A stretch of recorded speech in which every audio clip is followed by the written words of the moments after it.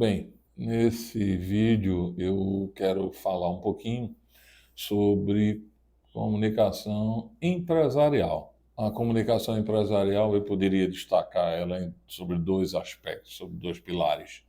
A comunicação interna, a comunicação do dia a dia, em que as equipes, as pessoas e os setores, departamentos, etc., precisam exercer, e a comunicação da empresa com o meio externo. A empresa mantém relação com uma série de instituições e de entidades para conduzir, produzir e existir.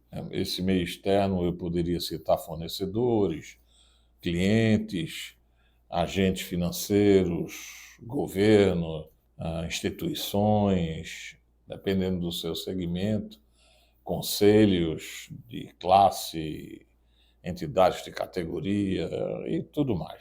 Eu tenho, ao longo dos anos, percebido que as empresas poderiam dedicar um pouco mais de zelo e qualidade e estímulo para essa atividade tão nobre, tão rica que é se comunicar. Eu vou excluir nesse tema de hoje a questão da comunicação com os entes externos e vou ficar voltado para a comunicação interna, aquela comunicação do dia a dia entre as pessoas, entre os departamentos, aonde existe a comunicação imposta pelos próprios processos, as relações que os processos de setores que precisam passar informações uns para os outros, comunicar, informar, etc.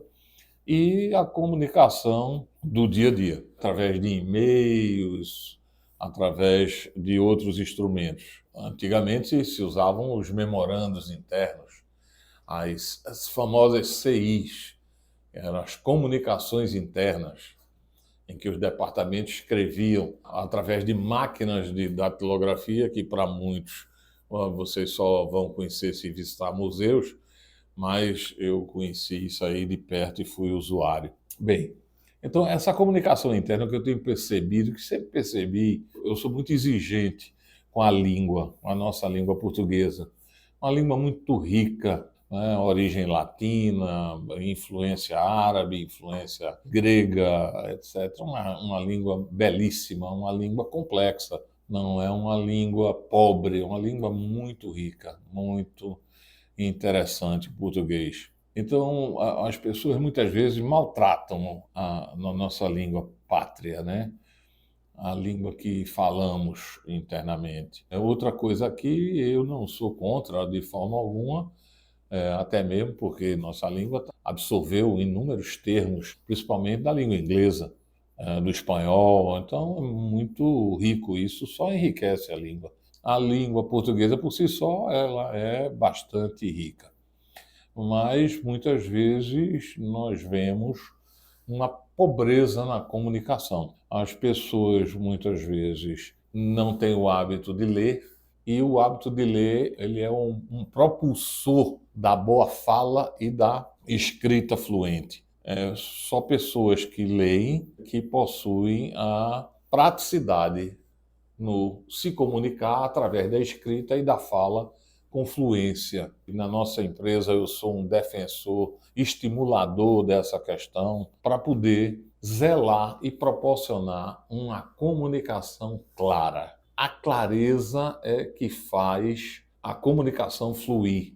Quando falamos, precisamos ser entendidos. Então eu falo não para mim, eu falo para o entendimento dos outros.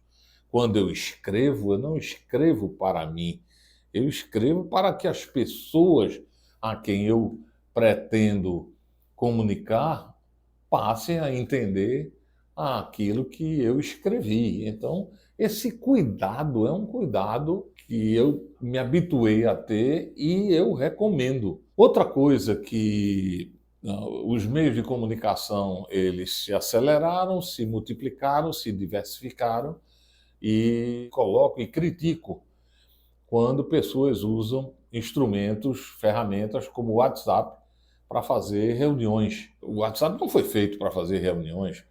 As pessoas às vezes estão na sala do lado e se privam de levantar e pedir um tempo para explanar sobre algo, sobre um pedido, sobre um desejo, sobre uma orientação. Então, falta dessas iniciativas muitas vezes tornam a comunicação interna da empresa muito pobre. Portanto, a minha recomendação é de que a comunicação, tanto escrita quanto falada, dentro da organização, entre os membros que fazem a organização, elas sejam claras e elas tenham as colocações adequadas no texto para que elas gerem o seu propósito, porque senão o esforço é inócuo.